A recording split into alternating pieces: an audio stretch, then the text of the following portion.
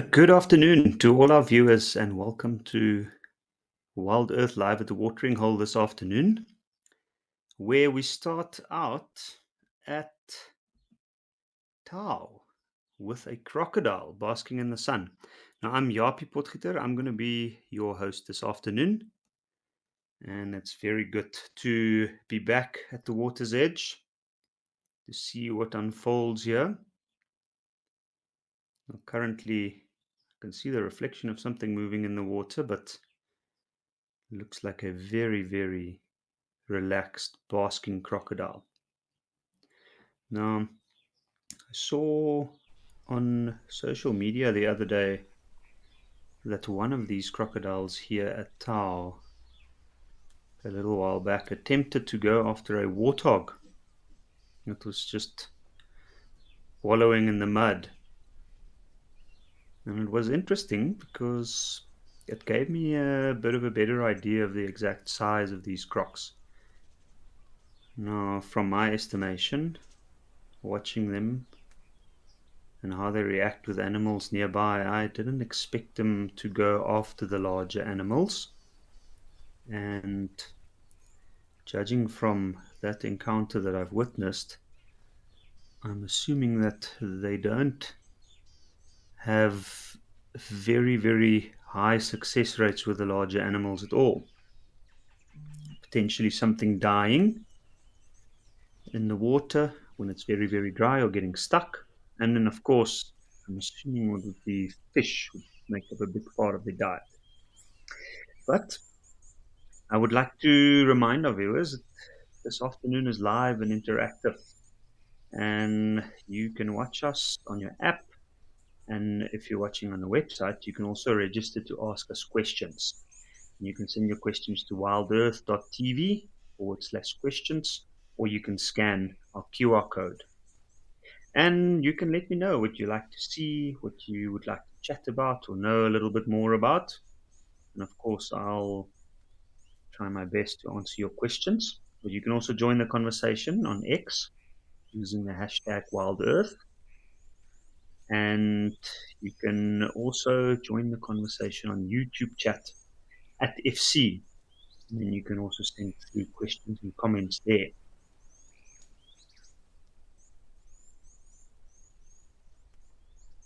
This contrast that we're witnessing here, oh wow, that's a first for me at Tau. That's an ostrich.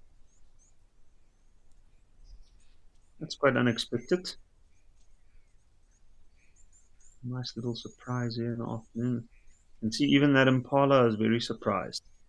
Where did this ostrich come from?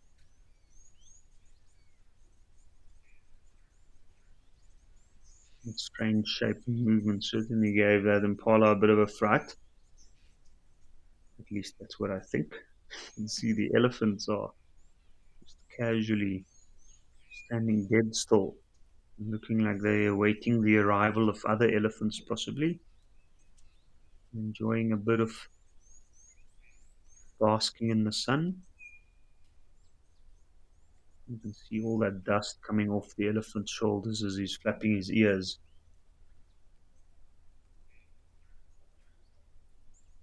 So it looks like it's nice and warm there, and definitely used this whitish clay soils to cover the vital parts from the sun. I can see with the zebras also just standing, ears facing down, also basking, potentially trying to treat some skin parasites. Jive Bunny, greetings to you too in the UK from a warm and sunny South Africa. Very happy to hear that you're joining us this afternoon. And Darcy, good afternoon to you too. What a nice start this afternoon with a new visitor for me to this watering hole. I can see that ostrich's mouth looks open, and also its wings is draping down, slightly positioned away from the body. That's often the way that these birds try to get some air flowing through. Hopefully it aids in cooling down.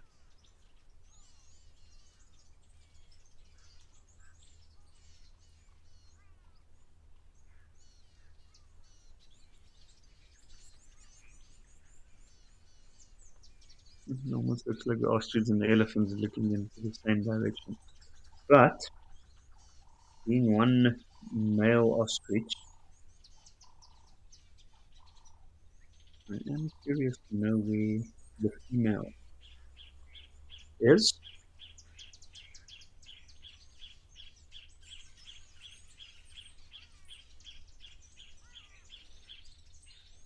Jive Bunny, you saying that in the past the wild dogs have chased an antelope into the water right in front of the camera. That's pretty exciting stuff. And then the crocs got it instead of the wild dogs. That is an interesting encounter indeed, and it is something that I've had the privilege of witnessing in the past as well, where wild dogs sometimes they do chase antelope and they're near deeper water bodies. The antelope, out of fear and obviously um, trying to get out of the immediate danger, run into the deeper body of water, and then there they actually get attacked by the crocodile. So there is quite an interesting relationship between the wild dog and the crocodile. And I've noticed that wild dogs in most regions, when they get near water's edge, especially deeper water, they are very, very aware of the potential threat of crocodiles, and you often see them waiting on the edge for the antelopes in the water. Sometimes those antelopes are bloodied and hurt, and then they might attract the crocs quicker, other than the noise and disruption that they bring. But I find it quite interesting. There's a lot of elephant around here. Looks like a few young males just standing. They've got their trunks resting on the ground, so they'll be able to pick up on any potential communication from elephants further away. Good job. So, Linda, you're asking how do you tell the difference between a male and female ostrich? The male ostrich looks slightly stockier, but the main difference is in the color of the feathers. Females of quite drab, grayish color, which I would imagine in this region probably similar to the color of the darker, wetter elephants. And the male has got a black coverage of feathers. Black contrasting with the white, clearly standing out. And as we know with most birds, the males are sometimes the better dressed ones, or at least to our eyes.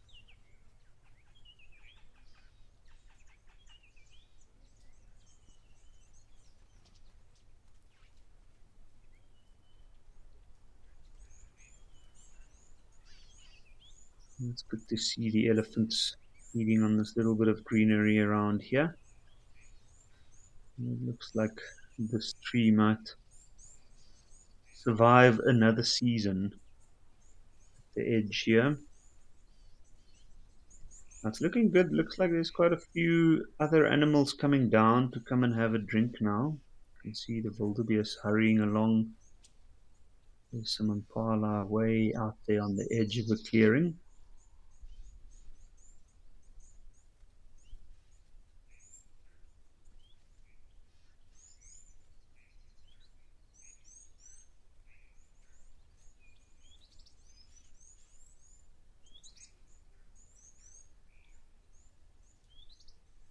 It's a pretty amazing scene.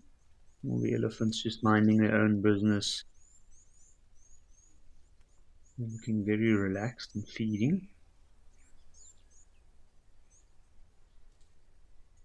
Of course, this Gives the impression of safety to animals on the outskirts, which will make them come down a lot easier rather than standing at the edge for an endless period of time to check out and see if there's any other dangers that might be lurking nearby.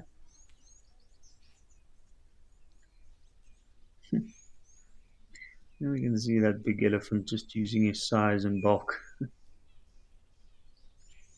The younger ones very cleverly moving away and out of his way.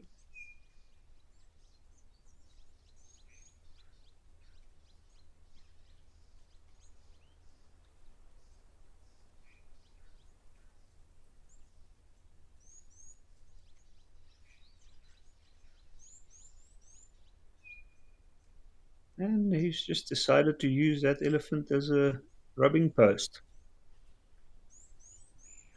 How convenient. Now, at first glance, I thought most of these elephants are male, but now on second thought, I saw him having a brief pause there at the backside of this elephant.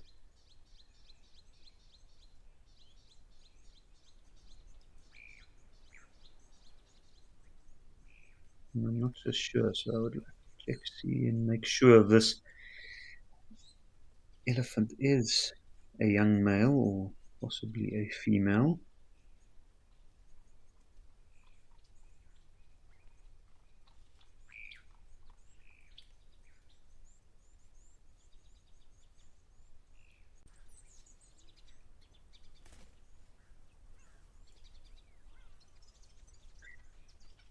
So that was a very quick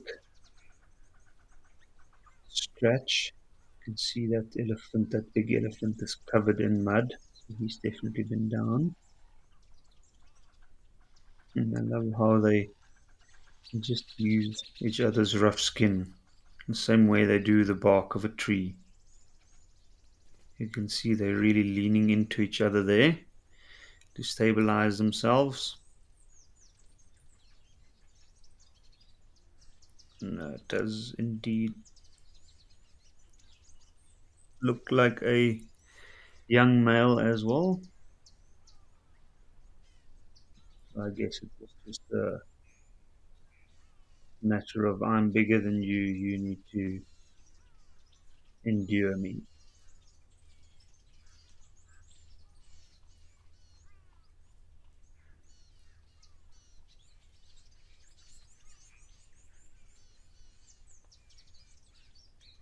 You see he's inspecting where the other one was feeding and what he was doing there. You find sometimes the large elephant bulls just become, well, they're curious, but they use their bulk very well just to be a little bit irritating and quite possessive of the nearby surroundings. And this guy indeed looks like an old, well-traveled elephant, judging from his thick tusks, one even broken off. Probably a bit of a force to be reckoned with at certain points.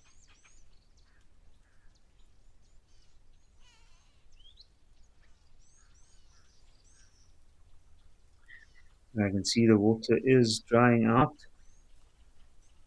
There's a lot more exposed mud. In the dire stages here of the dry season.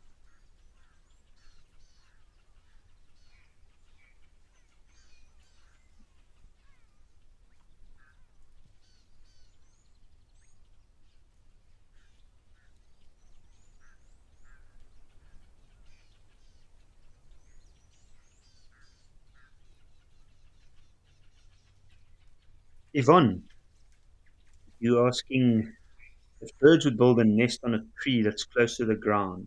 Indeed, they do. And that tree there, even though the elephants are feeding on it, it looks like quite a clumpy, very dense tree, lots of thorns in there as well, so it would provide perfect protection.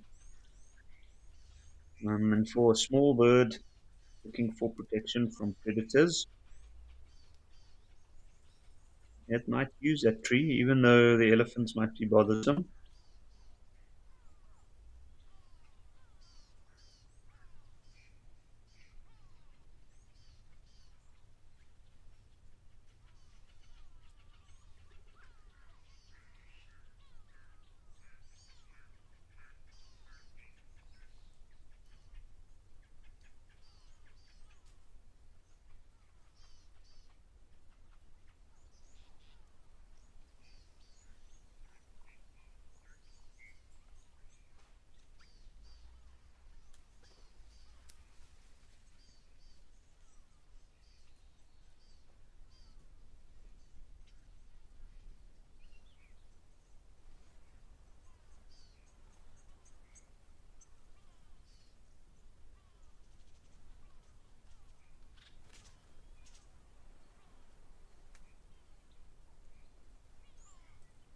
Now I was just watching these elephants. The smaller one with a brown dust on his back. He's kind of been pushed out now. And there was a little bit of an awkward moment where he wasn't exactly sure where to go, as he was feeding undisturbed there on the edge of that tree, and now he's had to move.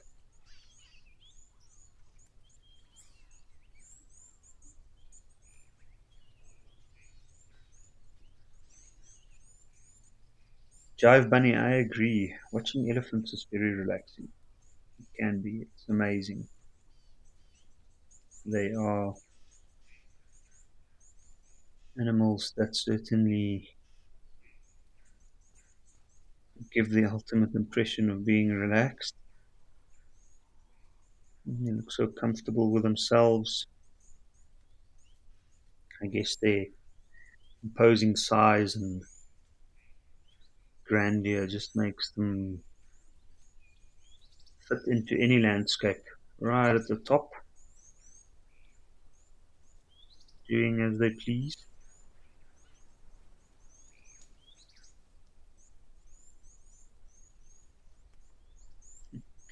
Well, you can see that tree's really had the brunt of them. Now, even though it's still quite dry here, Tao, it is the time of the season, so some trees would start to flush green, even though it doesn't have a lot of rain yet.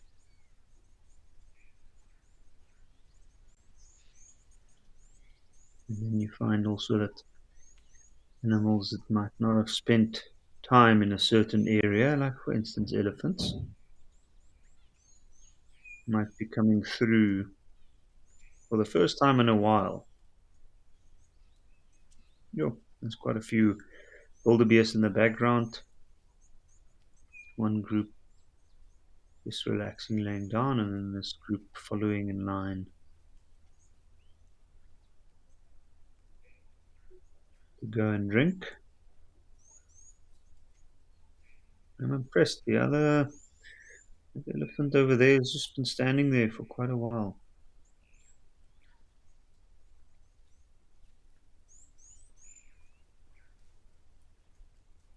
You can see he's quite alert. His tail's going back and forth. So he is relaxed as well.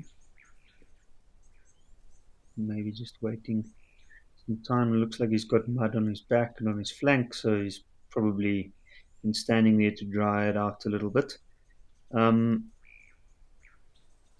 What I do find interesting is I am wondering if the big elephant we've been watching around the tree maybe potentially have impact on why these other elephant bulls are keeping their distance.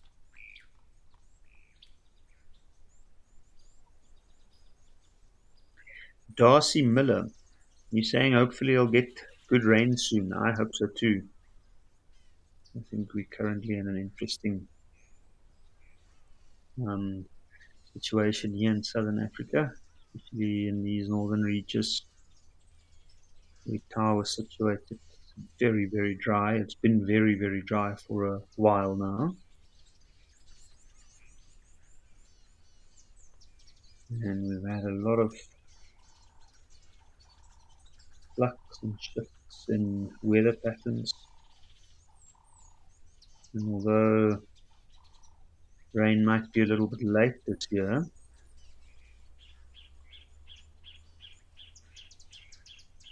at least from what I've read, looks like we might be getting some rain, rather good rain.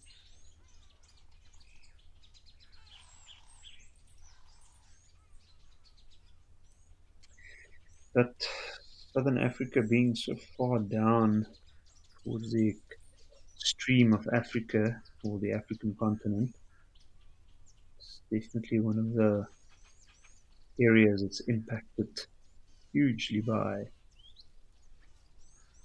prolonged droughts.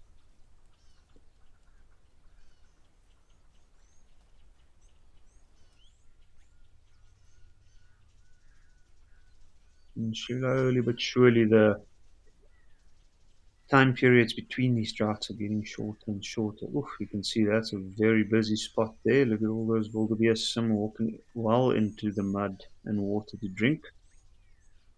What a busy spot. Elephants in the background, a very big male kudu, as usual, on his own, preferring the site where there's none other. Seems like the ostrich is also going for that spot.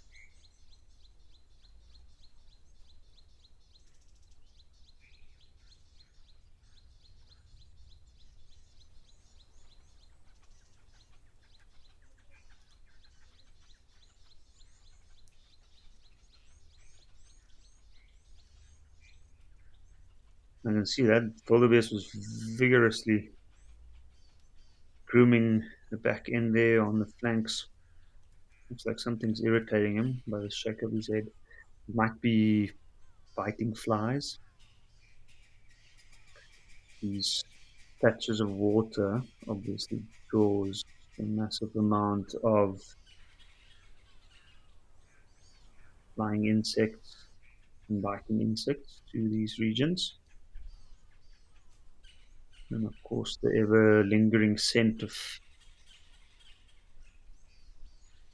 overheated mammals coming from the dry outer reaches to come and have a drink. Of course, contributes to their presence. And it's a good time to get in on the action. Some of these flies do physically cause the animals a lot of irritation, biting, trying to drink some of the blood, especially the softer skin areas. It's easier to get access around the eyes, the ears, the nose.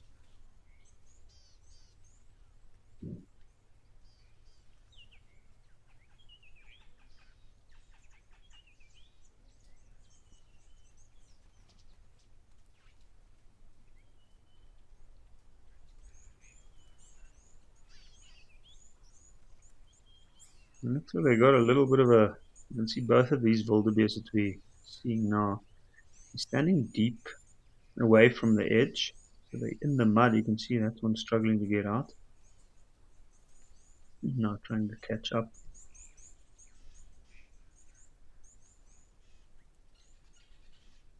But indeed, one of the many not so often thought about challenges that these animals need to face.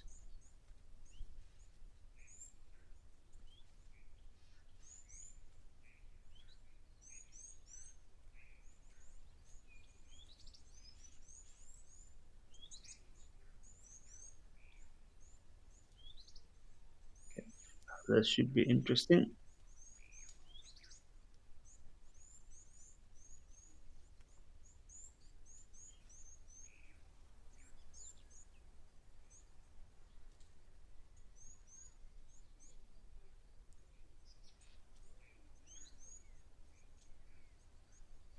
The elephant on the left is very outwardly very calmly keeping his pose there, but for a moment there he was definitely showing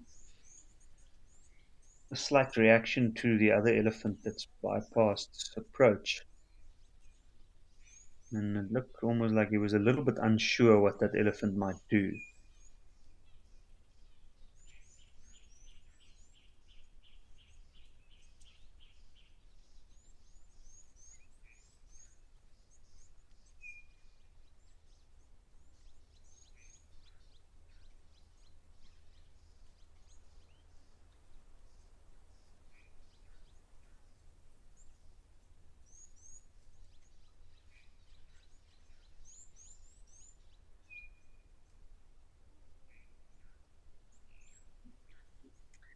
Well, this has been an extremely productive little while here, Tao. But I think let's head over to Hyena Pan. We'll see what's happening there this afternoon.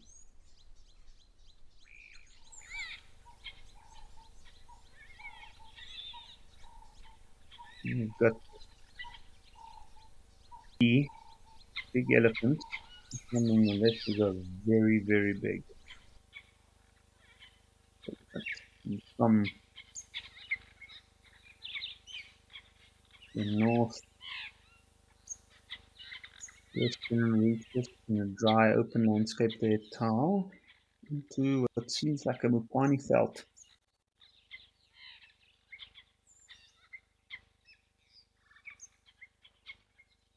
What an interesting landscape. Really different from what we've seen just now.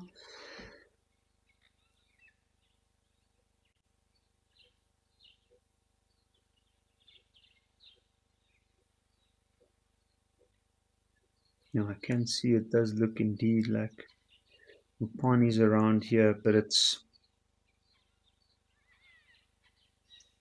quite an interesting situation. I can see quite a lot of these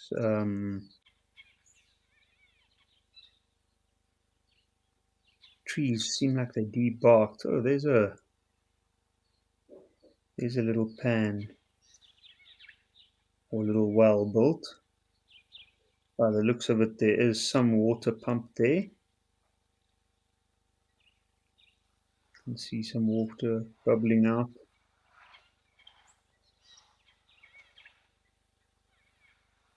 Very useful little stream there. Now, often these Mupani trees form these stands of forest like this, and they are often found on very clayey soils. And these soils, especially towards the end of the dry season, look extremely barren, but they do keep water quite well.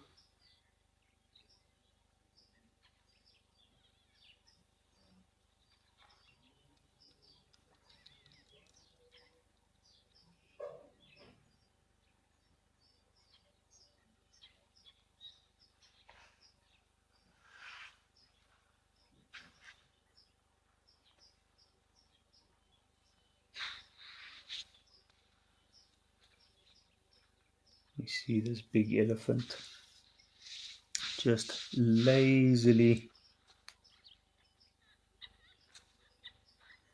inspecting that well. I'm surprised that he's drinking from the water on the ground and not from that in the little well.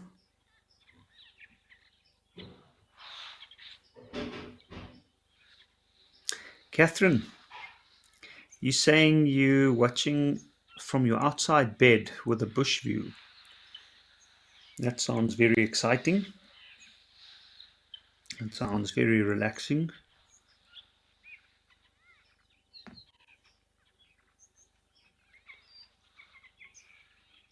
And not a bad view at all.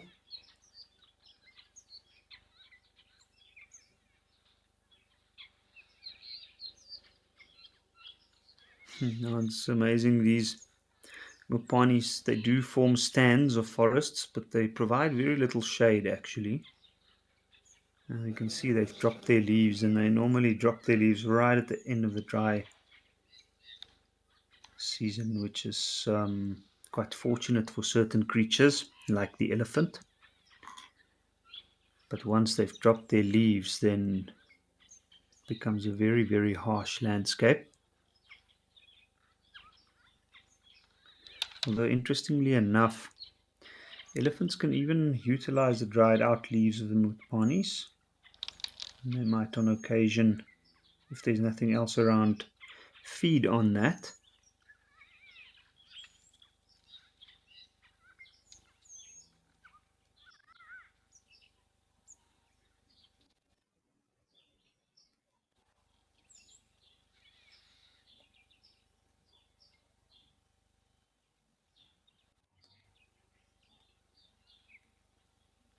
Yeah, this is a big elephant. This doesn't have very impressive tusks, and I can see by the looks of it, they chipped off, they're broken off. But that's a very broad base at the trunk, and that large space between the tusks, the deep sunken temples, is a clear indication of this animal's age.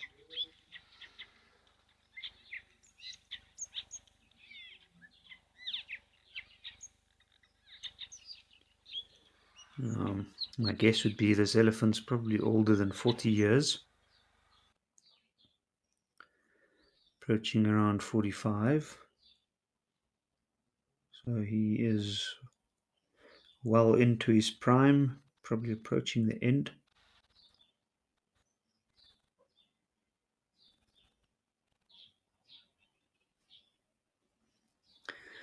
But let's leave this elephant to enjoy the water here, and we'll head over to Juma.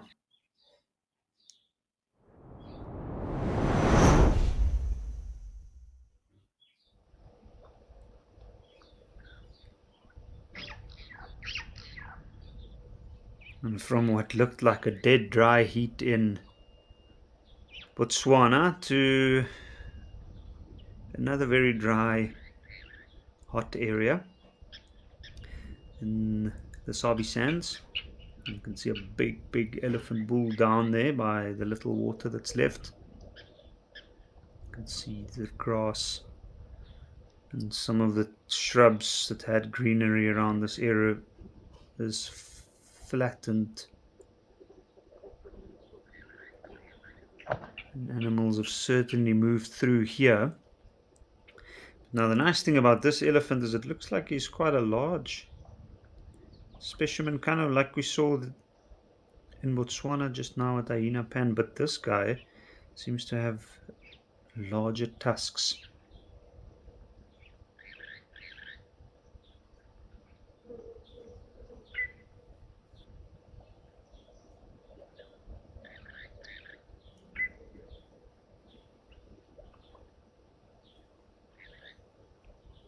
He seems like he's covered in mud.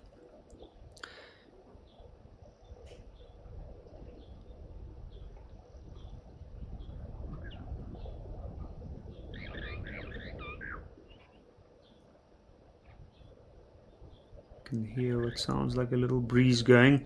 It's interesting that in this landscape, except for the few trees along the dam wall here,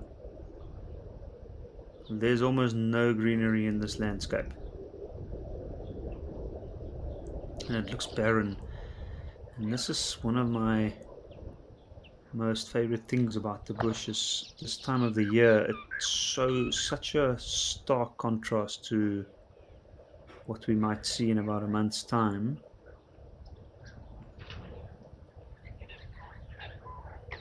And it provides us with this amazing opportunity to get to see animals come down close to the areas with whatever little water's left. And this provides for some very, very amazing game viewing. And that's why here in the Southern African lowveld, This is a prime time of the year for safari. Of course, here in October, September, the midday temperatures climb quite high, and on days like today, it would be very difficult to be outside at this stage.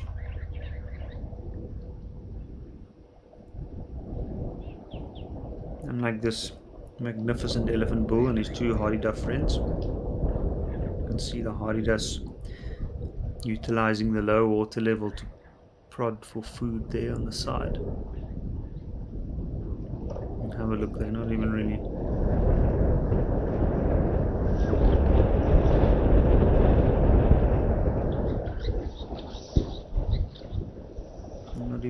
lifting their heads too often. There must be lots of life down there.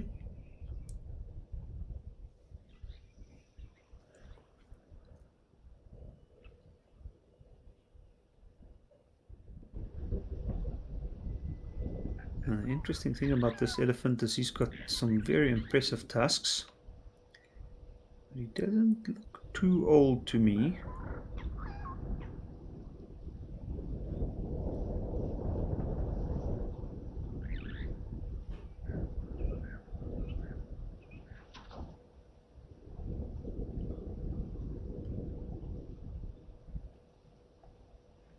You can see he's striking a very casual pose with his back left leg up, but he is concentrating on something. He had his tail still and his trunk down.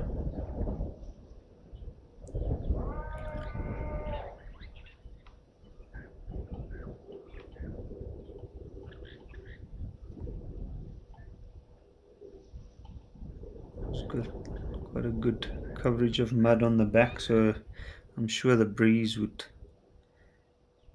provide some cooling effect. With the wind blowing strongly like that, it will carry scents and chemical particles from quite far out.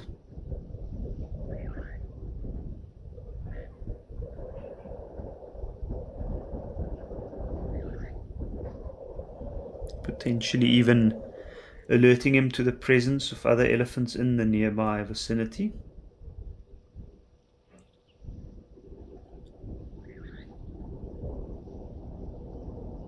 While just taking a breather from the heat.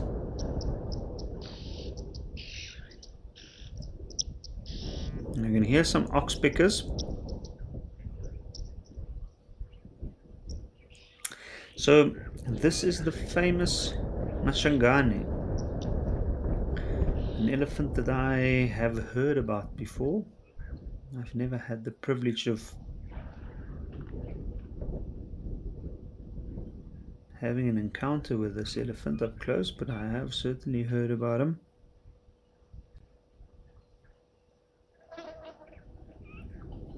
An elephant that definitely fits the description of a potential emerging tusker.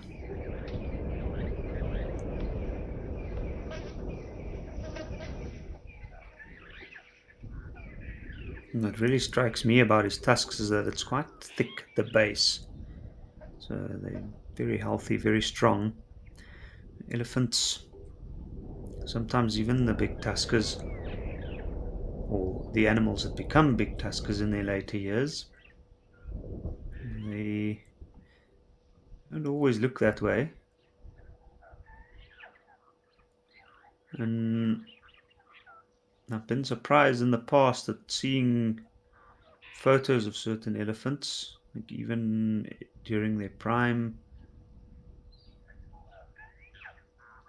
and then seeing that they've got decent tusks but not that big.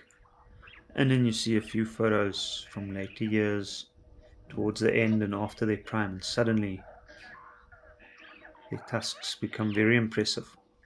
So the interesting thing about big tusker elephants is male elephants, their tusks usually go through a growth spurt once they come to about the end of their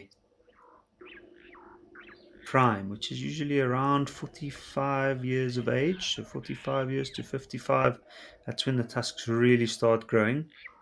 It's also when they do have a higher risk of breaking them. So an elephant with thick tusks like this would be very, very worthwhile to monitor and see how they develop.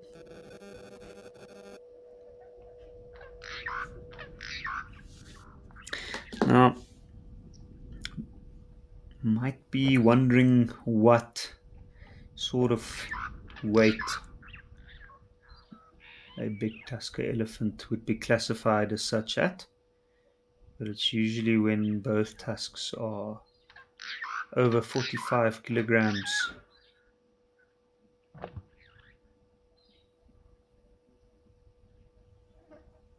So very, very heavy.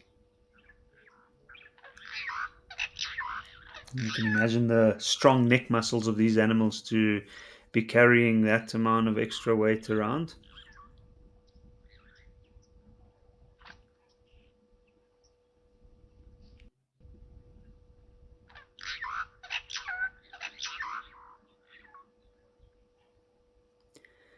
So this was a very, very interesting encounter, and I'm very happy to have got to witness this magnificent elephant. But while he's cooling down, we'll head back to Tao.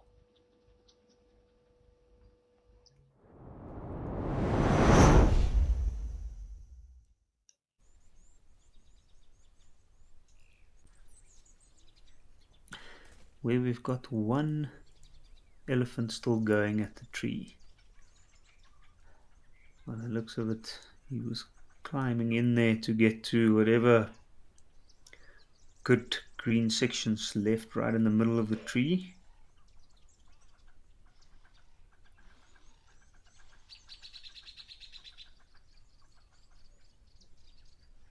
Looks like his jaws are moving, so he's probably carefully maneuvering that branch or clump of leaves inside. I always find it amazing they eat these trees and plants with massive thorns. That's literally there to protect the tree from the elephants. And the elephants just casually, very delicately place it in their mouth and work around the thorns.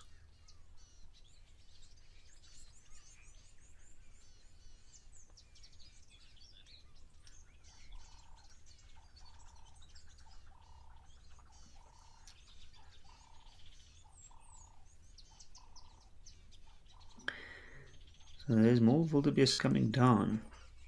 Oh, I can see elephants in the distance there.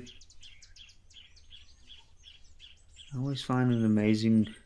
The nice thing about open spaces around watering holes like this is sometimes it looks quiet, or you take whatever's there at face value, and the more you look, the longer you look, the more you see.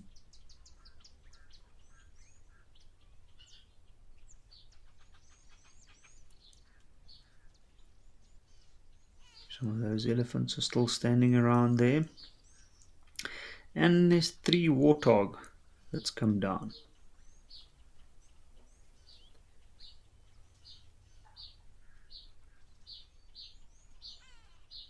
And as usual, looking a little bit unsure. Now they look like they've been in the water already, or in the mud. So they are cooled down.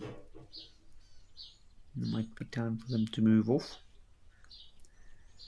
You see that lone little stump standing out there to the right of these 2 warthogs. I would like to see one of them head over there, at least for a bit of a rub, before they move off.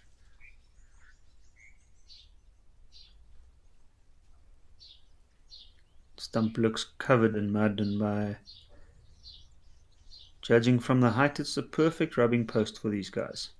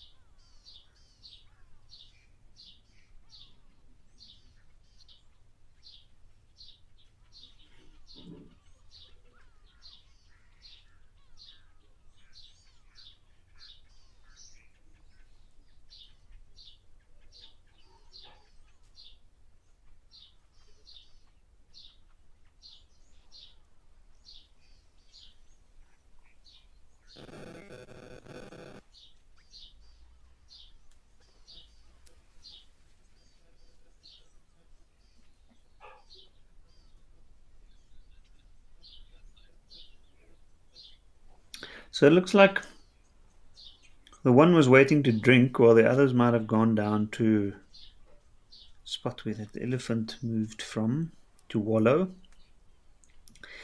But I've not even noticed the spur-winged goose right here on the water's edge with his head tucked away. He's just been standing there motionless for most of the time. Guess it's one way of handling the direct heat in the middle of the day.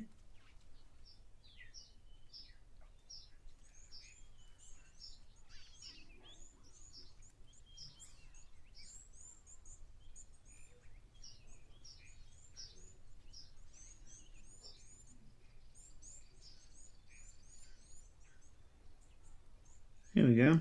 Head out and a bit of movement.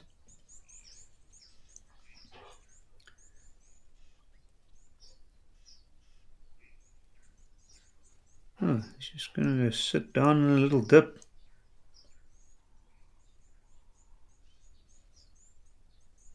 A very lonely spur-winged goose that. I haven't seen any others other than this male around here. I mean, it's a good spot.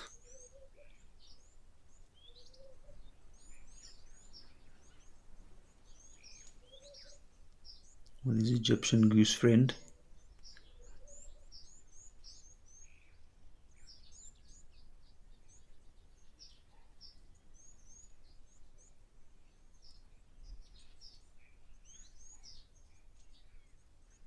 I can imagine that area of mud or dried mud must be still quite cool. You must provide them with a nice relief during the middle of the day when it's very, very hot.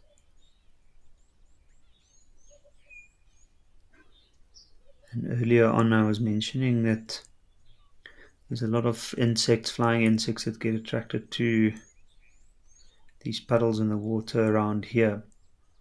Now I can see from the amount of movement on the water surface that there is a lot of little insects flying around. I thought I saw some dragonflies just now, and of course little flies and whatever have you. So lots and lots of food for birds.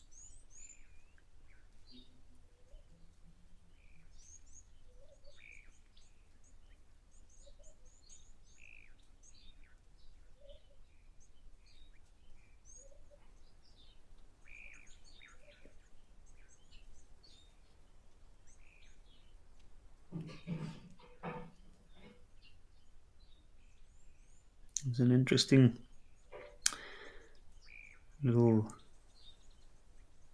scenario we're witnessing here with these two birds of the duck family. They don't seem to be too bothered by each other's presence, and we know that both of them can be quite territorial, especially the Egyptian goose around the water. But in this case it's also only the one.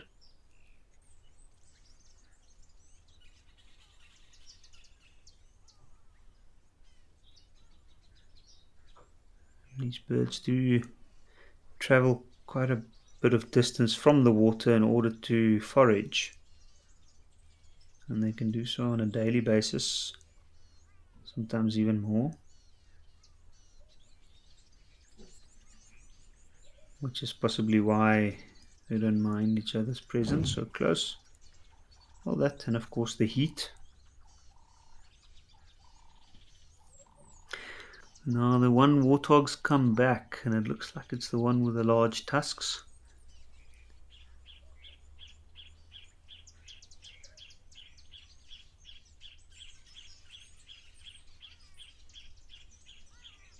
Nice big male.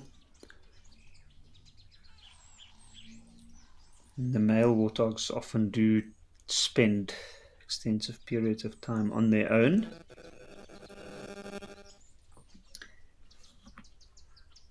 And this is a good spot to be feeding.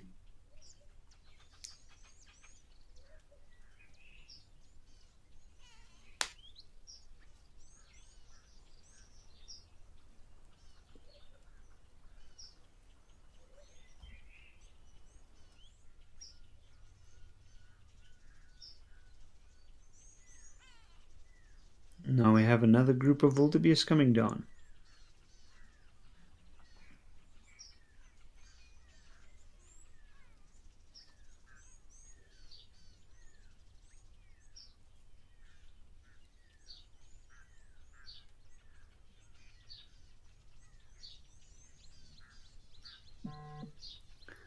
There's a very relaxed atmosphere here at Tau. I thought I heard a pearl-spotted owlet calling just now.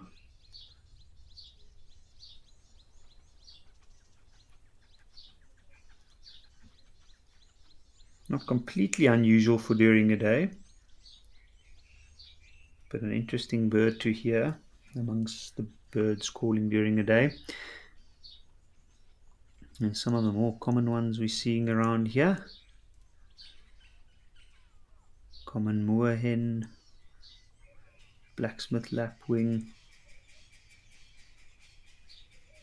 And then I can hear some Natal spurfowls. And some red-billed buffalo weavers, some grey go-away birds.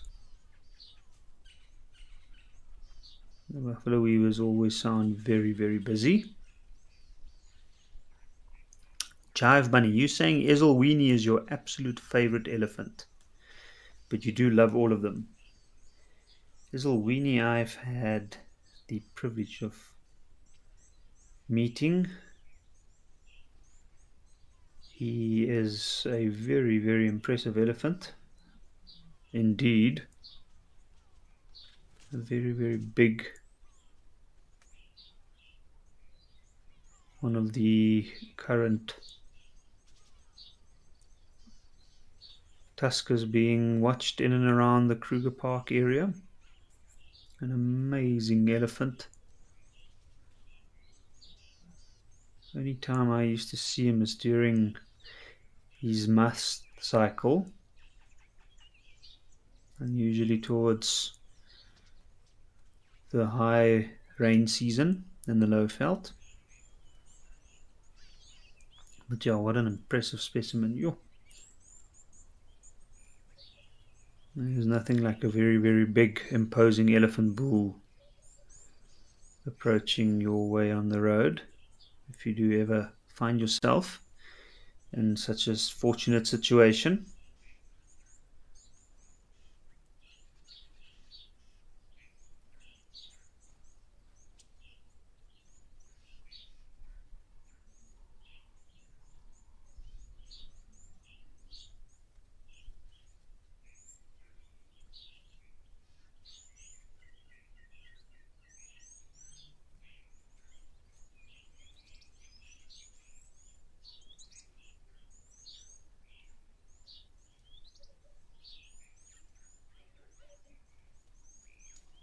It's interesting. It's interesting to see when the animals surrounding this area decide to come down. But for now, it looks a little quiet here. So let's head over to Aldonio when I hear we have some jackals.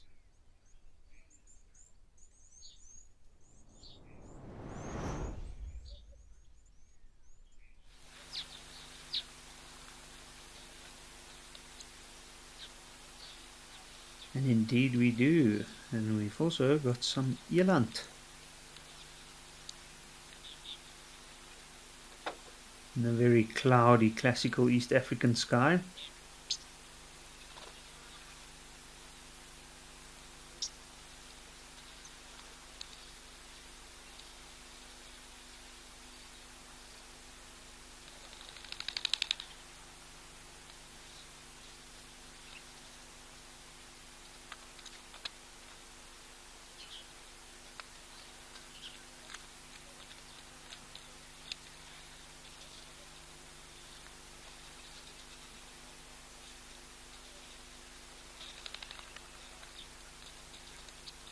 I think this impala must think he's in such luck, having this watering hole all to himself. To be honest, I have actually never seen only an impala drinking from here.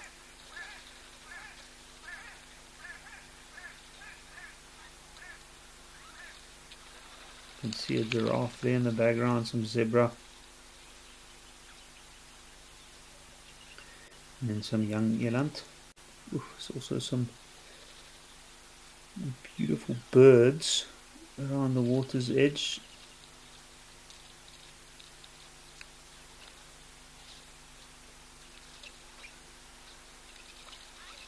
Some oxpeckers on the impala.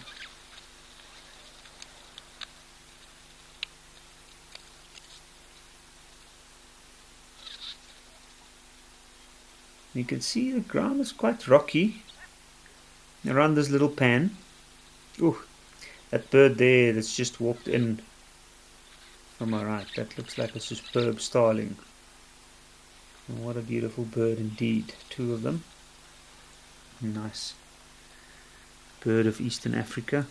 And then looks like quite a lot of wattled starlings.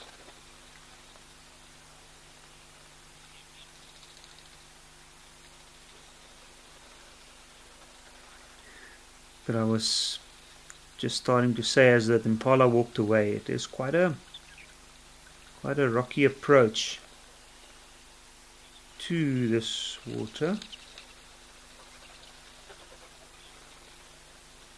And even though it looks like it's just a short step, it is still something that antelope need to be aware about.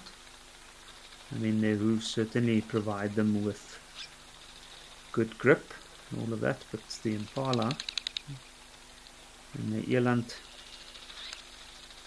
especially impala being an antelope that prefers open grassy plains or spaces. Still need to pay attention around the watering hole.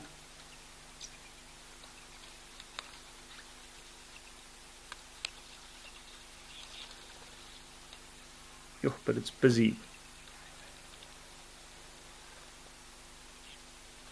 Lots of birds coming down. Always animals around here. I'm surprised there's no elephants around here today. Normally is.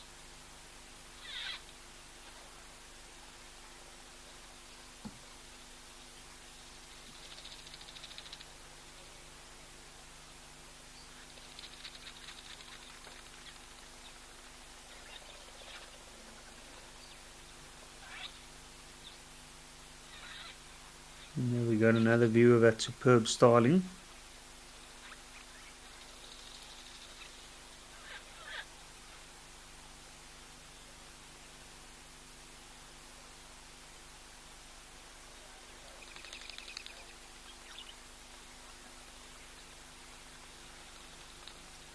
So while the birds are cooling down here at Aldonia, we're gonna head over to Kromaritani, where we've got some swimming elephants.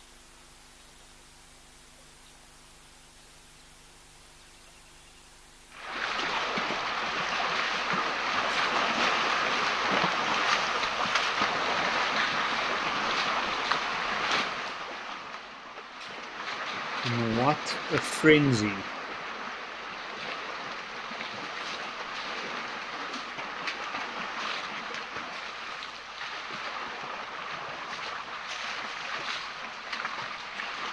Little ones, big ones, all kinds.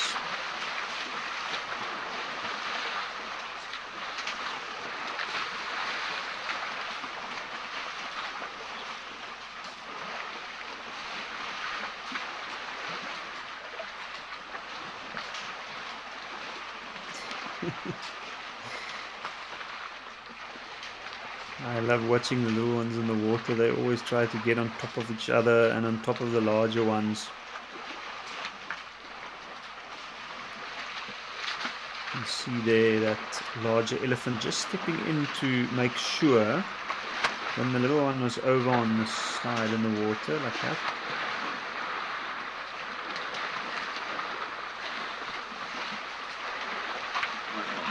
You can see it pays very, very careful attention to the little one.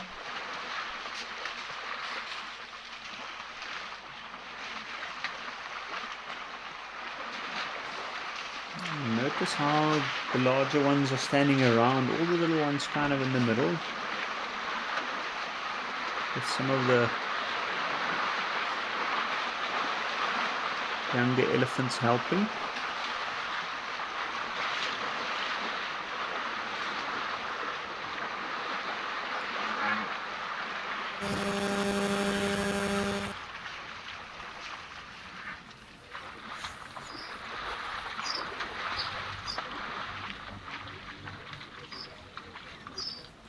That was quite an abrupt end to the fun.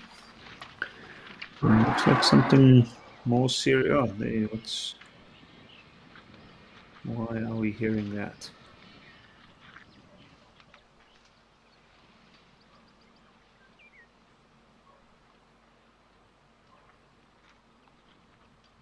Sure, that's amazing. From that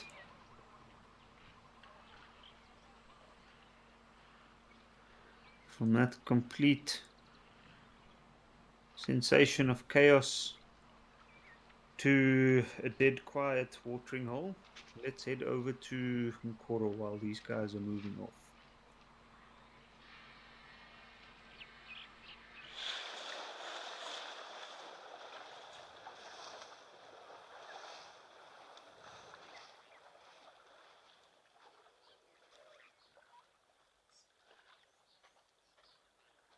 And here we've got quite a few elephants as well.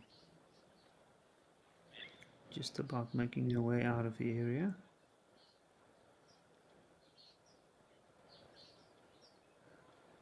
A very decently sized herd.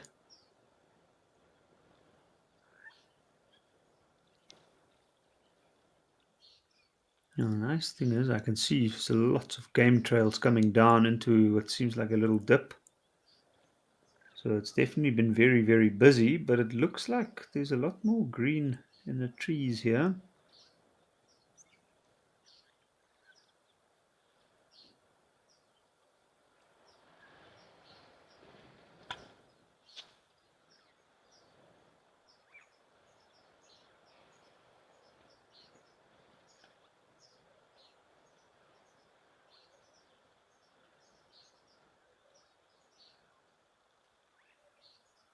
You can see that big elephant cow leading the way. And the others casually following.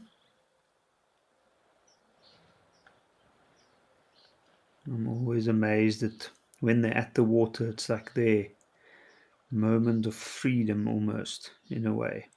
Not that they're not free within the herd, but of course, being able to live outside here and in the wilds of Africa does require a great deal of discipline, which is enforced by the older animals, knowing the ways. Whoa, let's see how that hippo reacts.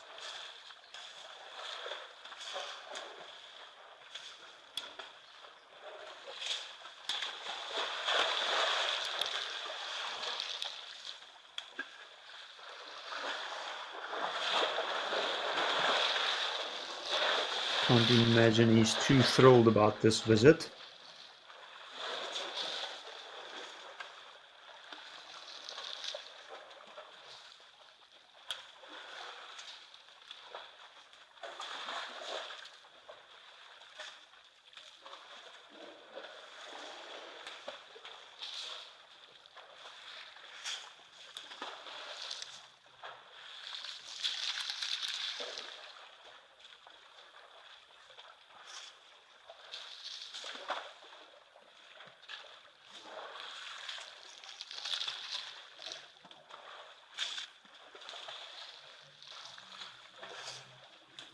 At the same time, he almost seems to know that they're not going to come in deeper. And the elephants also seem to respect his space. And I find It's interesting to watch these animals interacting, especially the big pachyderms. You can see the hippos, of course, just keeping a very, very watchful eye on the elephants and what they're doing.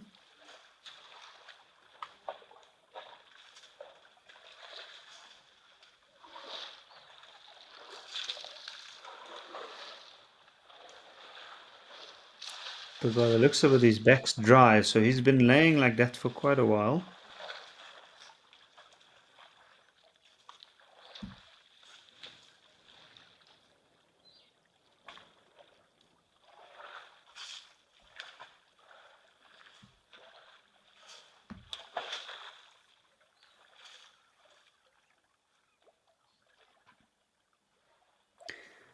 And he looks like he's alone. I don't see any other elephant bulls in the... Oh, any other hippo bulls in the area. I'm assuming this one's a bull.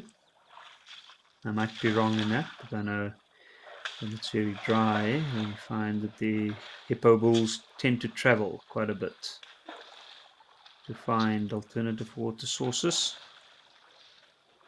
As their water sources grow smaller and smaller, they get a lot of pressure from larger, more dominant bulls in the area. And that can lead to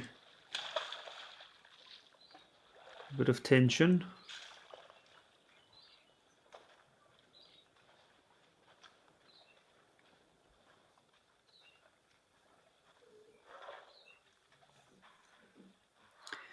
Ray, you bear, you saying that it's an amazing sighting and sounds that are accompanying it. I agree. I love that sound of the elephant splashing. Just look at that amount of water that's been spilled onto the edge of the water there. You can actually see where these elephants regularly spend time. Now, animals generally go for the easiest, straightest approach, and they often do use the roads. And you can see there's a road running in the back, and it looks like quite a low, easy approach, that. And I can see the grass is a little bit greener than the areas further away. So I'm assuming that's a regular spot for herds of elephants to stop and drink.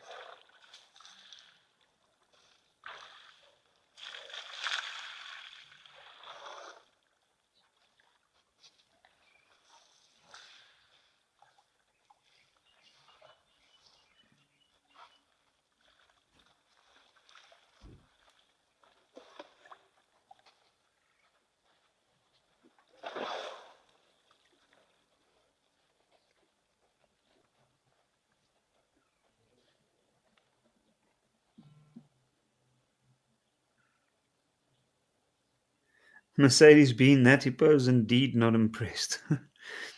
He's not impressed, but I think he's very thankful. For a moment there, he wasn't sure. And now towards the end, just before these last elephants left, I was wondering if one of them might just step over that threshold and into the water. Because elephants can go one or two ways. The hippo knows by remaining still and not interacting from his side. Maybe they'll just leave him alone and go away once they're done with their business. But then you find sometimes elephants, especially, it's more of a proximity thing, but when they are that close to other creatures and they see that there's no reaction, then you find sometimes they might go and investigate to just see why they are not taken into account or taken seriously. So, and I think that hippo was hoping with every bone in his body that that would not happen, and luckily for him, it didn't. But it also goes to show. I mean, it's hot. It's a time of the day where the aim is to drink water, hydrate, and then move back to the shady spots. I think that was also in part conservation of its energy. They didn't want to interact with the hippo. Well, he looks quite content, but on his own there. Oof, I can see, look at that back. Looks like it's well covered in mud and dust, but it's also dry, and I can see some what seems to be scars on there. Now, yeah, I do think this is a male hippo indeed. It's come over from somewhere else where he's been chased out. Hippos are some of the animals that suffer greatly when it's dry.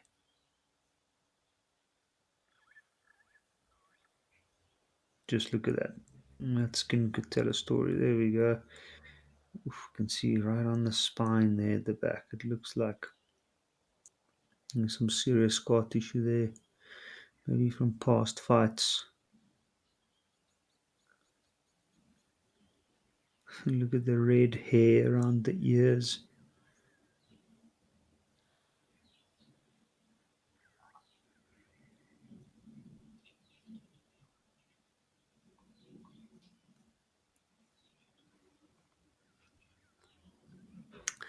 And you can see he briefly brought his nostrils up there just to breathe in a bit of air, and then close them again, put them under the water so as to protect them. I'm surprised he hasn't rolled around recently to cover the rest of his back. Jane, I'm definitely loving this close up as well. You can see all the flies moving on this animal's head and ears, and you can see why they sometimes get irritated and lift their head and flick it. I think this hippo looks a little, to me, he looks a little tired. He looks a little fed up, maybe with the time of the year.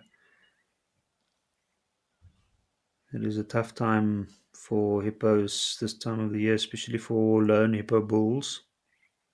I think this guy is quite fortunate to find the amount of water he's got here without any other occupants.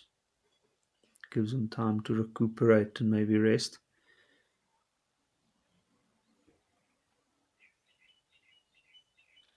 And in areas without flowing water, due to the heat of the day, they tend to spend their time in the water, protecting themselves from the sun's harmful rays.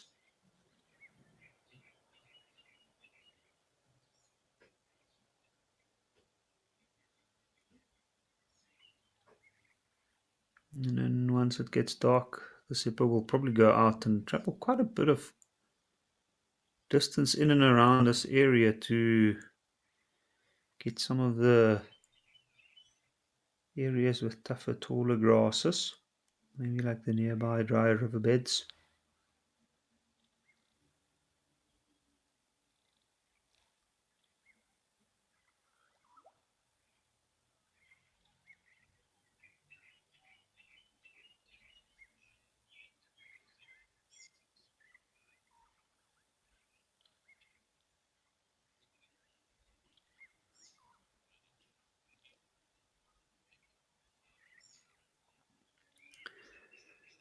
So yeah, he's not moved much at all, really. He's just perfectly still, except for his nostrils coming up every now and again, roughly 4 to 6 minutes. They'll keep their breath. They have been known to do so longer. And the funny thing is, a hippo can even sleep under the water. And they do have buoyancy, even though they don't swim as such by the definition of the word, but they do kind of run and walk under the water. They can bounce or gallop, but they can move very quickly if they need to.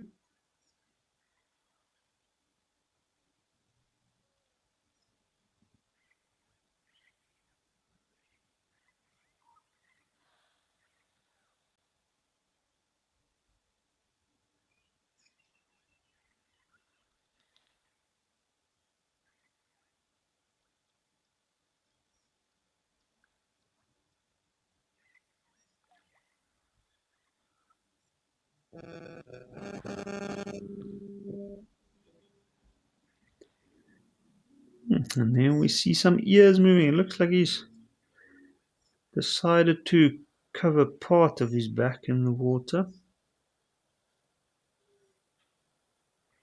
It looks like he's finally relaxing. Here we go.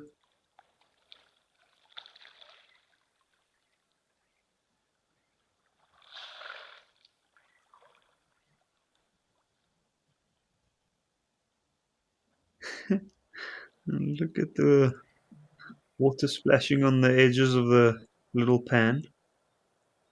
Now we can see from this that it's not too deep. I was wondering about the depth of this little pan.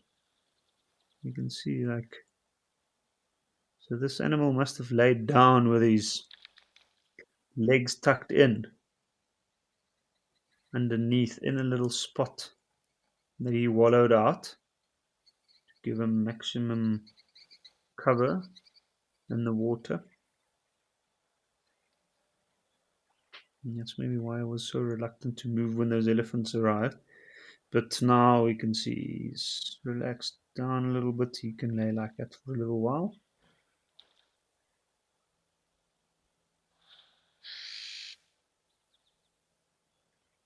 And here's some ox pickers. They've probably already cleaned most of what was on the back that was exposed. So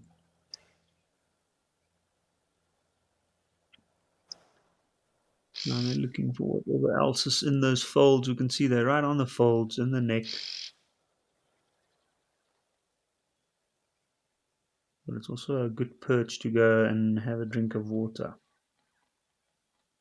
There we can see them quite clearly. Looks like red-billed oxpeckers. Yeah, by the looks of it, it's just a perch for drinking water. But would this hippo have had any large scars or cuts, especially ones that's bleeding, and would be very, very attractive to these oxpeckers.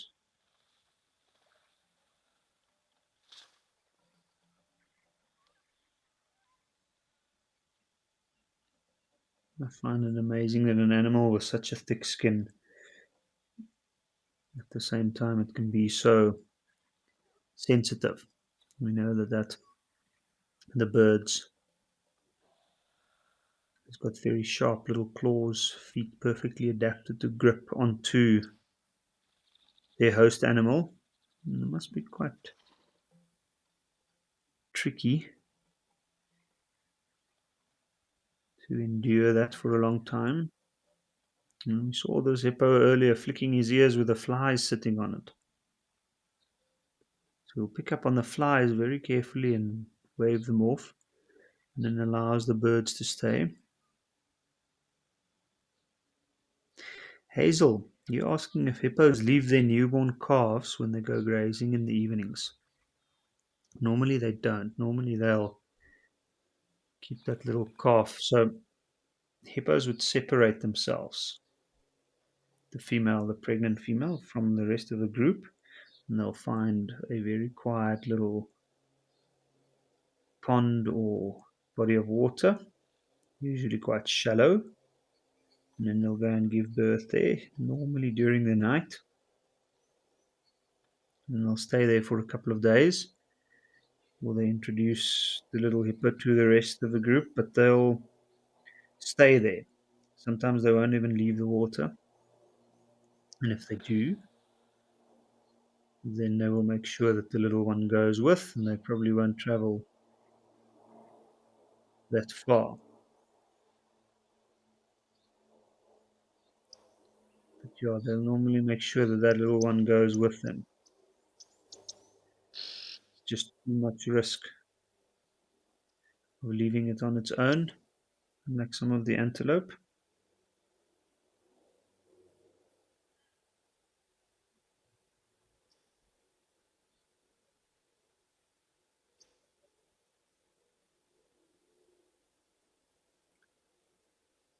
We get to peer into that dry, low-felt bush there in the distance.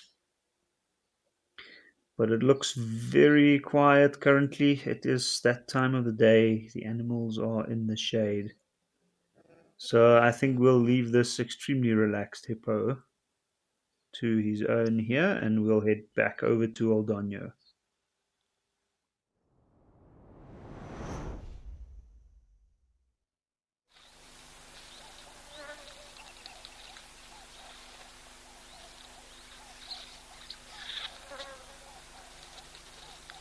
This is quite an interesting view. And a single giraffe. Looking around like he can't believe his luck. I'm wondering if it is the giraffe from earlier. An interesting thing about this part is this region in Kenya is quite dry actually. And being close to the equator, it's very, very hot.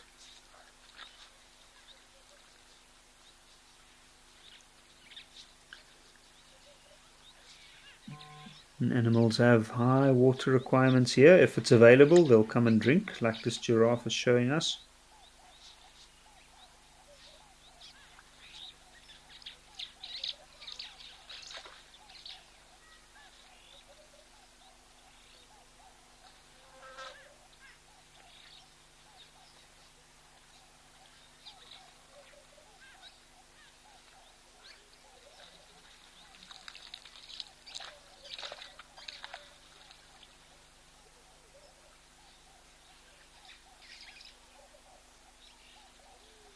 And you can see every time the giraffe lifts his head and he brings it back up, it's like a bit of a step. Just stabilizing himself again. That's a massive amount of weight. And we can see when the animals move, their heads kind of make this little bobbing movement, which in a way is also to help them balance out their very unique shape and size. It looks like he spotted something, or maybe he's just observing his surroundings before moving back in amongst the trees. There's a lot of interesting animals. Have a look. Now while he's standing still, those red-billed oxpeckers are taking this chance to look around the base of the feet, the areas that they normally wouldn't be covering as well while the animal's moving or when it's in the thick bush.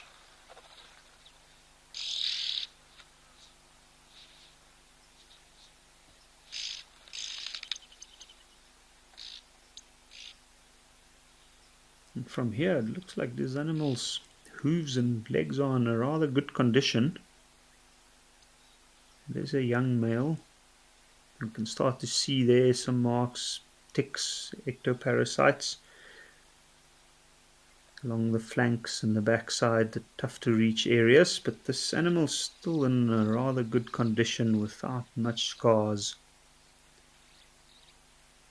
Still young.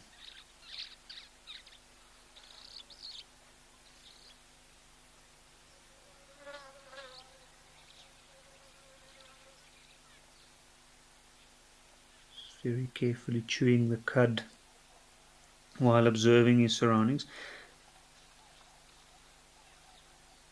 You can see looking for a full view all round.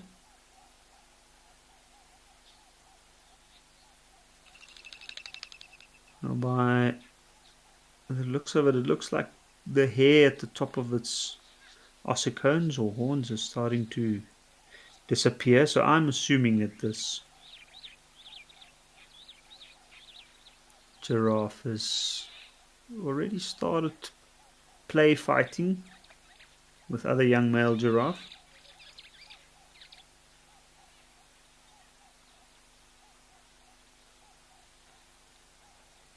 But he's certainly not at that age where he's actively competing for mating rights. At this point, it'll probably more be a social standing thing in and amongst others of similar age. You can see those bulging jaw muscles there. Very narrow, thin head. Can perfectly fit in and slide in and amongst the branches of thorn trees.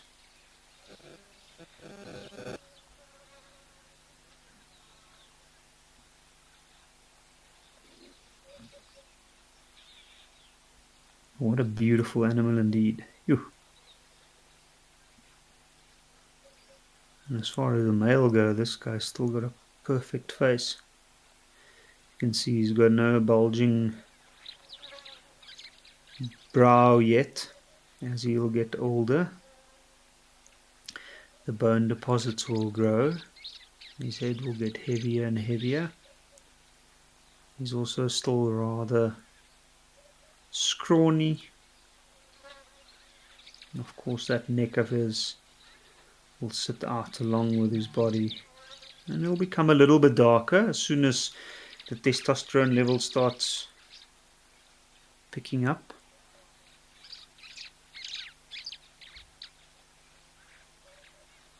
Jive Bunny, you're saying you feel sorry for them to having to check around before stopping to drink. Well, I guess it's part of their niche that they inhabit. They are able to outcompete other animals for food higher up in the trees.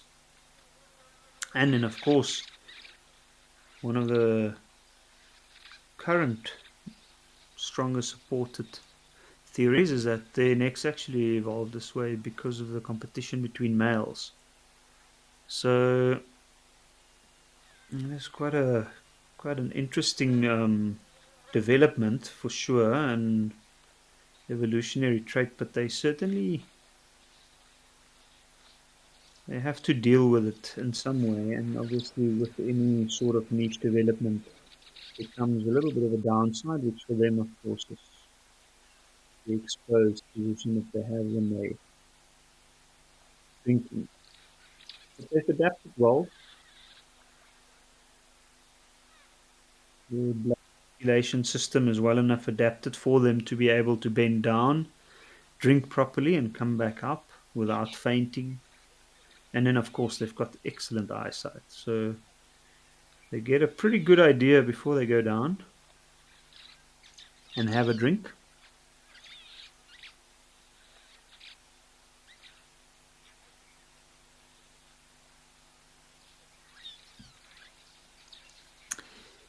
Mercedes Bean, yo, I can imagine there must be quite a beautiful view from the top of the neck of that giraffe.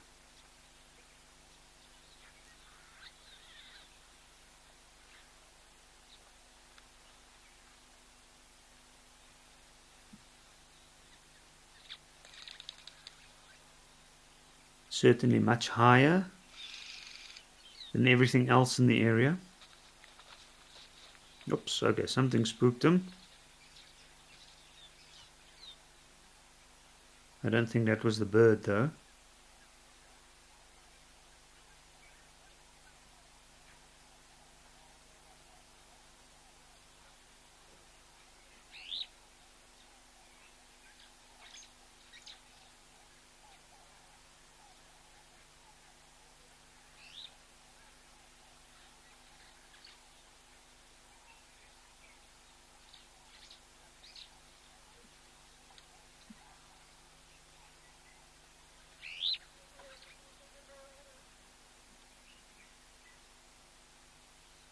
Yo, what an interesting landscape. You can see what looks like a umbrella thorn there. All of those trees are good food trees for this giraffe.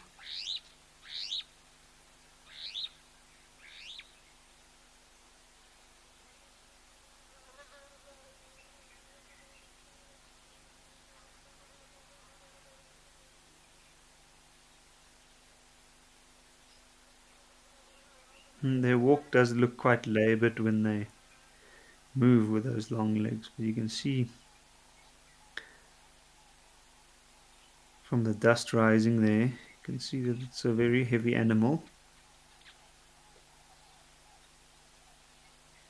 And due to that, they've got a very, very unique way of walking,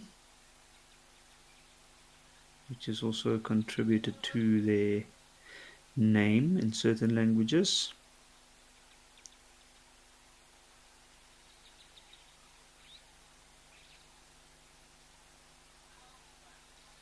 But it looks like they're moving one side of the legs, or one side, the legs on one side of the body, not the other side, and then when they're running, it looks different again.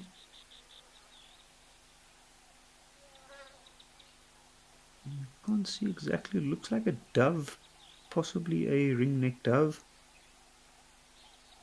And you can clearly see that the tree that he's sitting on, you can see those very, very long, slender thorns. Definitely a species within the former Acacia family, or now Vachelia family. And the birds managed to find a good little spot where it looks like there's no thorns facing upwards.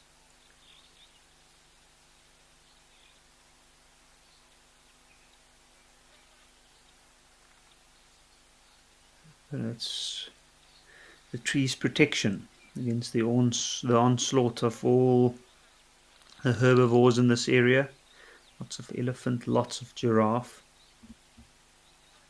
Of course, those little leaves, even though they're so small, they're very sought after.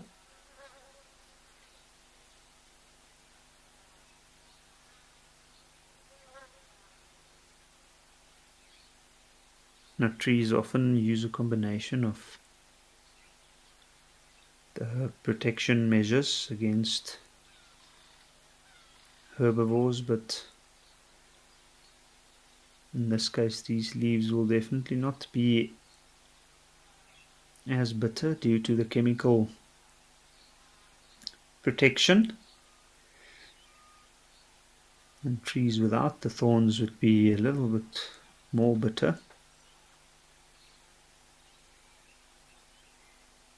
So the giraffe, being perfectly adapted to get to these leaves, kind of worked its way around its protection.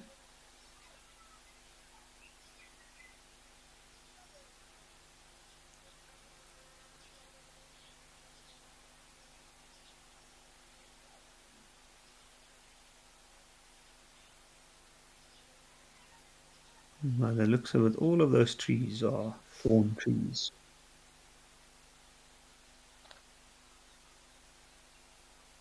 What do we have there?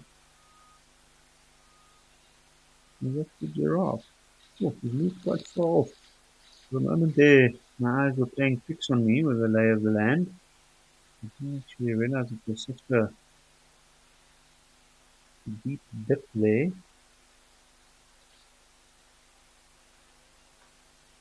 But now we can clearly see how that giraffe's using its very long tongue, its thin, narrow muzzle, and then, of course, it's almost prehensile lips, and you can see it's covered in thick, thick skin, very hairy, tough fur around that area, and that helps the animal to be able to strip leaves of those branches.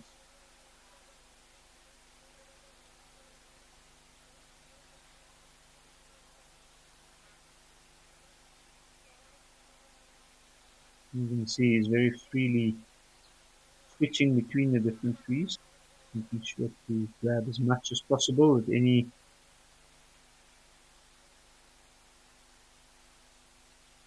given angle and point.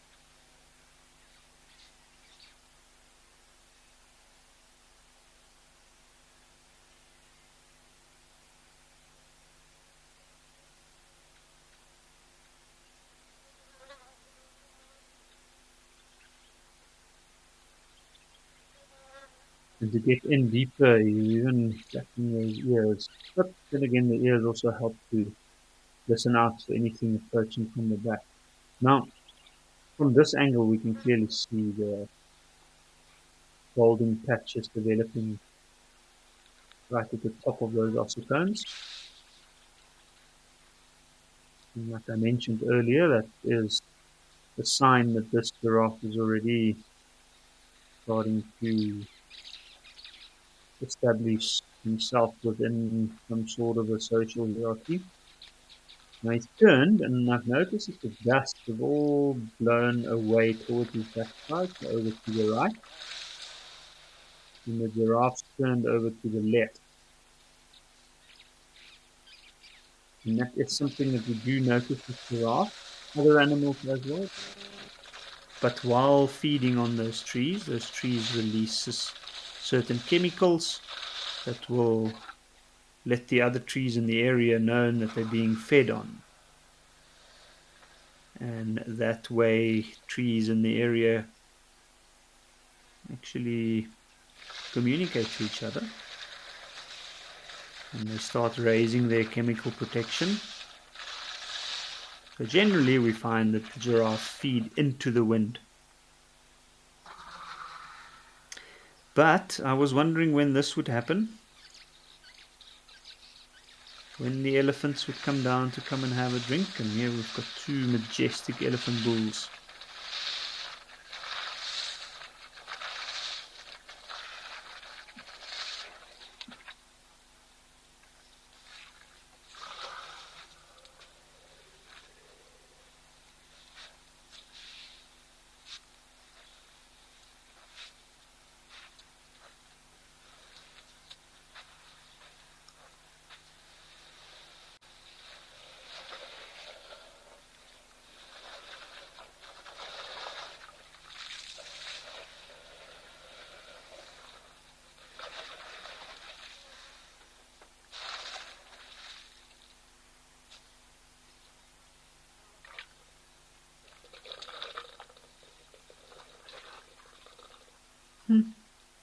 Interesting. The one on the right is just carefully moved over. But I love the moment where they come in. They usually just test the water briefly, and then they'll continue with their drinking from there.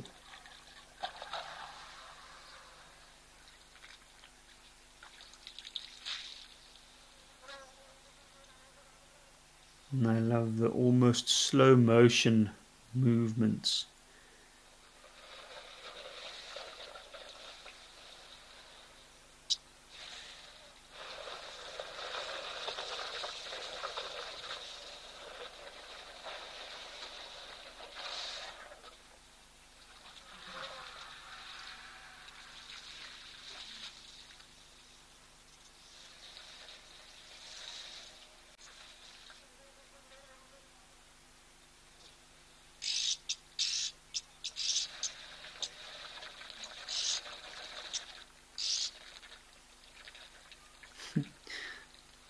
The one on the right's literally just waiting for the other guy to finish. He wants to head over to that inlet. Make sure he gets the clean water.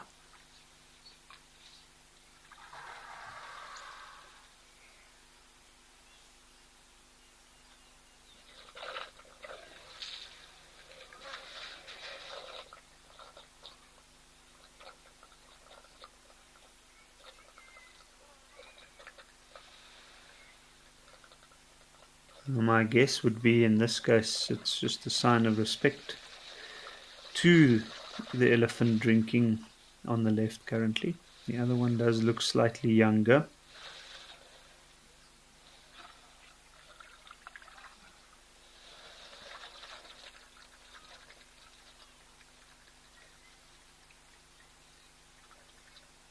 showing respect doesn't always mean that you might be shown the same amount of respect back, and you might wait quite a while. So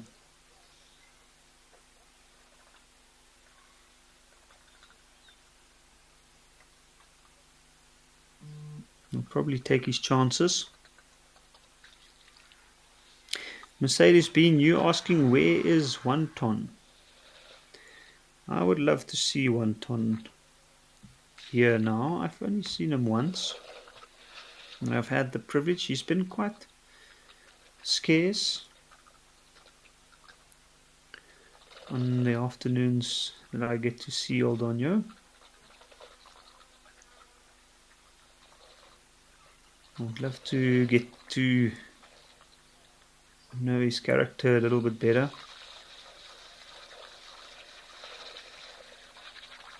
Indeed, elephants are characters.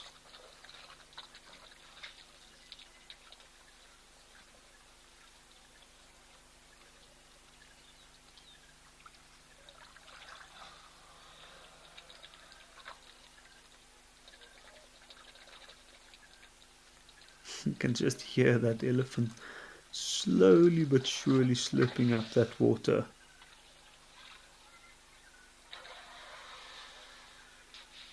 Almost savoring the moment.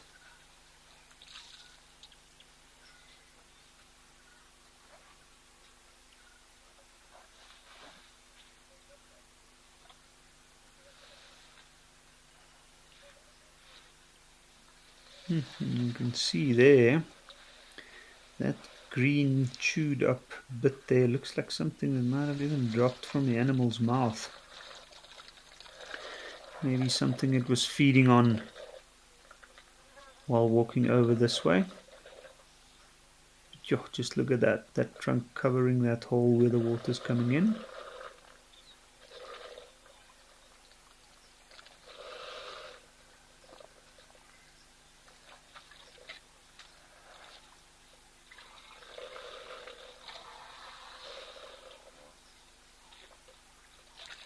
Yo, and look at those legs.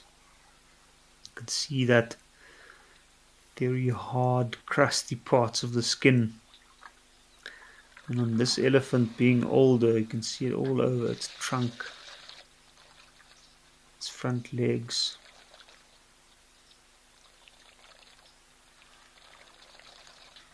And on the forehead especially. Oh, what a magnificent animal.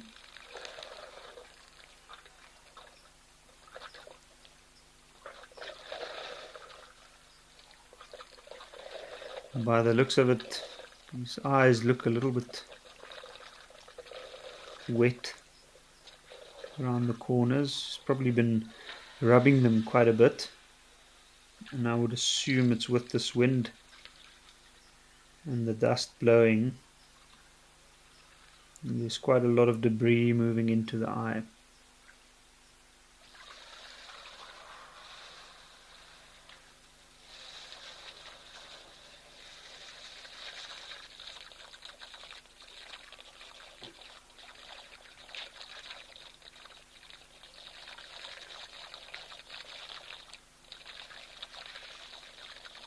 You can see those upper nasal muscles working there.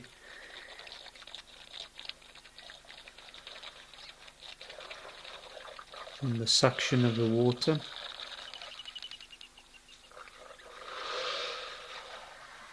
And perfectly placing that trunk deep into the mouth and squirting the water in.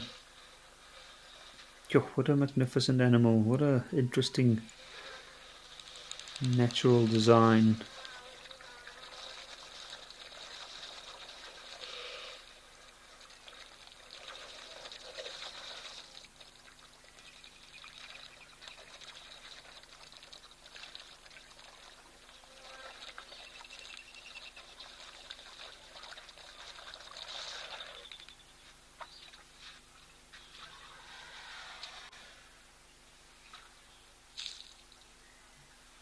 And this elephant's got a notch out of his right ear.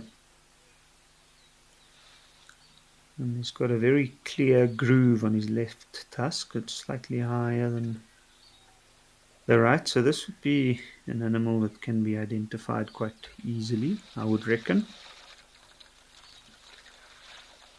I always like when I get to see certain features that can help me identify them quite easily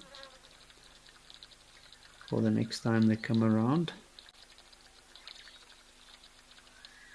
It would be interesting to see if these two stick to each other as well, or if it's more of a temporary thing for them.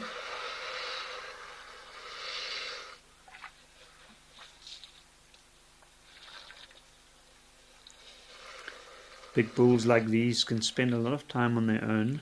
I mean, they do enjoy the company of other elephants that they'll tolerate.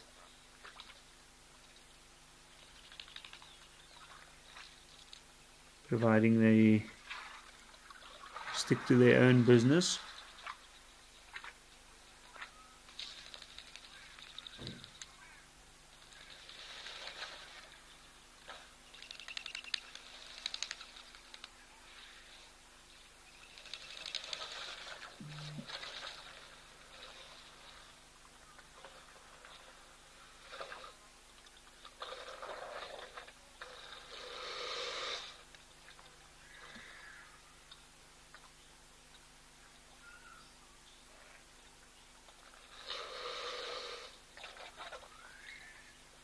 Chad, I see you are mentioning the interesting fact that the trunk kind of flows out from the skin of the lip there.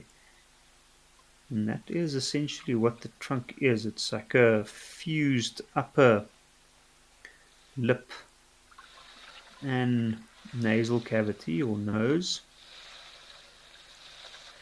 And it's obviously formed to become this super tool that aids the animal literally in everything that it does. A massive amount of muscles, a central nerve running all the way down to the tip, and then those folds of skin of the upper lip that obviously protects the dental cavity of the elephant's tusks, which is actually not canines but incisors. So some of the front teeth, so interesting the way it's developed. And obviously tools that aid the animal in their feeding habits and also protection and competition.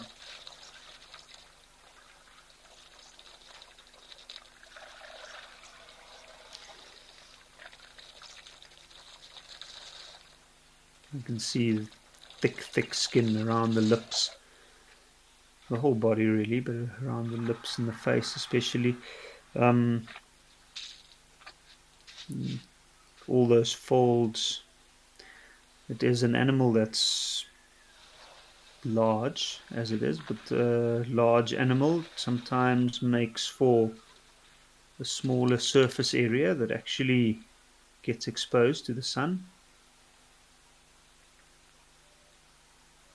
and that in turn could potentially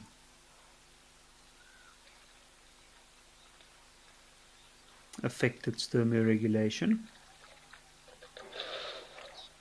But the excess folds, not only for protection but also for keeping moisture, holding moisture longer. The moisture in the folds is protected from the sun, and therefore the animal will tend to wet itself quite a lot and rub itself with mud, which in turn sits in that folds, and there it stays for a while before it dries out properly. And then we can see those, looks like two little fingers, almost like a little oven mitten right at the tip. Oh wow, that was quite unexpected. A very large eland bull.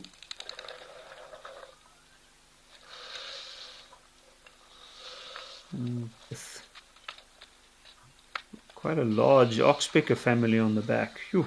How many? 1, 2, 3, 4, 5, 6, 7, 8. 8 oxpeckers.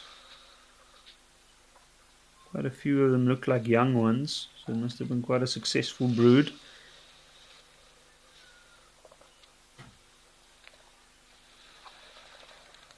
Also interesting how these two giants of the plains here respect each other. The eland just came in. Elephants doesn't seem too bothered about it.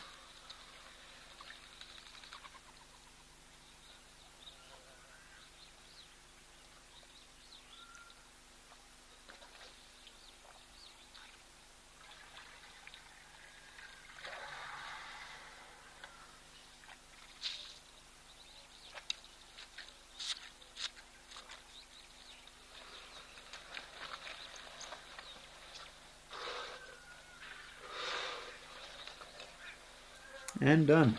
I always find it fascinating how, especially here at Aldonia, watching these elephants, the elephant bulls here certainly take their time and they do not mind drinking forever. I think their day has also been well planned. Spend as much time feeding as possible and then utilizing their time drinking very, very effectively.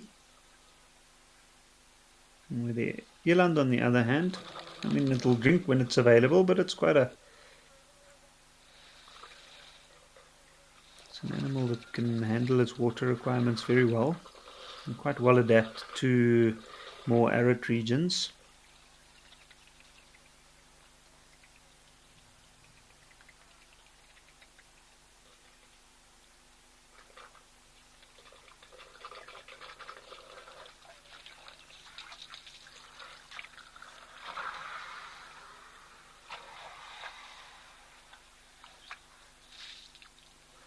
Just look at that. And interesting, very almost prehistoric.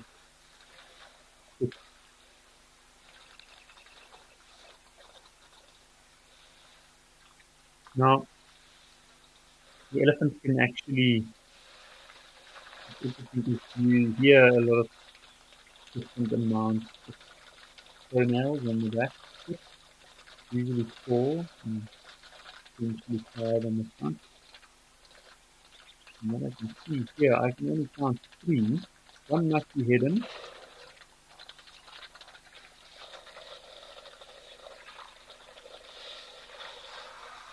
Just imagine where those feet have moved to and where they've walked to.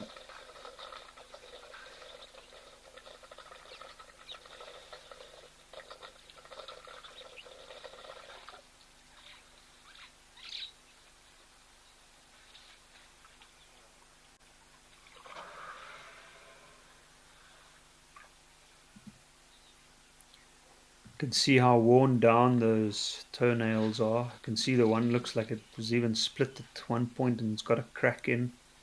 And then those smooth under feet. Imagine those feet walk over anything. Rough and dry terrain, thorns, rocky areas. And then of course they also need to carry the very, very hefty burden of the animal's weight. A big bull elephant like this would be more than 3 tons, I'm sure. And those feet are very, very well designed to carry that weight. If you had to take an x-ray, it would look like the animal's walking on its toes, but it's got this layer of cushioned cartilage and fat underneath what would be the heel.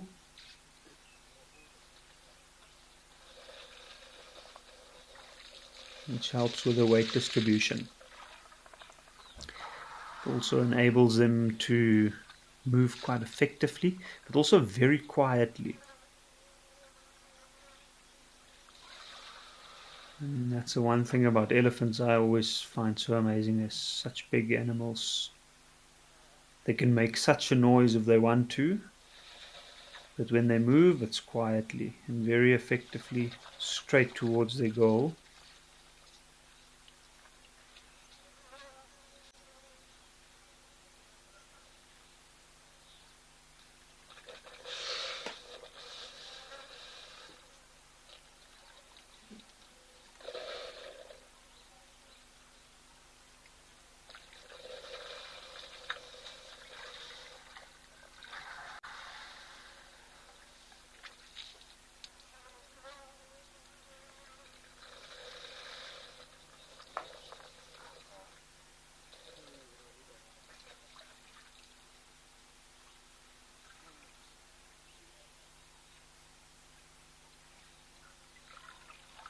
Yeah, these two have been very, very compliant this afternoon. And they certainly got an air of relaxation about them.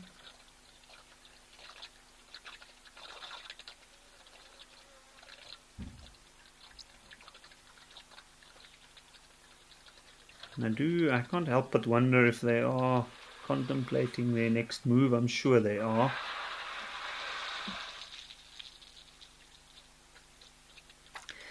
Jive Bunny, it's only my pleasure to be hosting you. And yes, indeed, even for myself, I find it a very, very relaxing escape. Wildlife is something that is a very, very deep,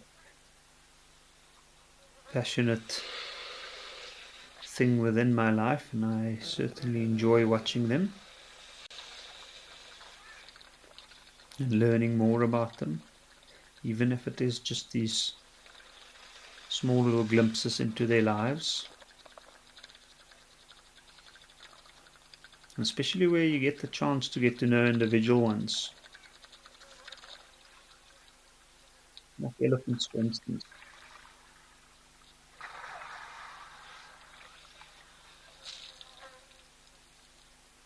But I would like to thank all our viewers for joining us this afternoon. I do hope that you stay on for the sunset safari this evening, and I will hope that you join us again tomorrow.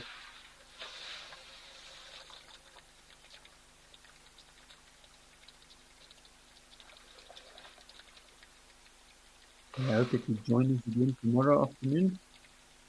Otherwise, from us here at live at the watering hole, I'd like to say a good afternoon, and hopefully I'll see you tomorrow.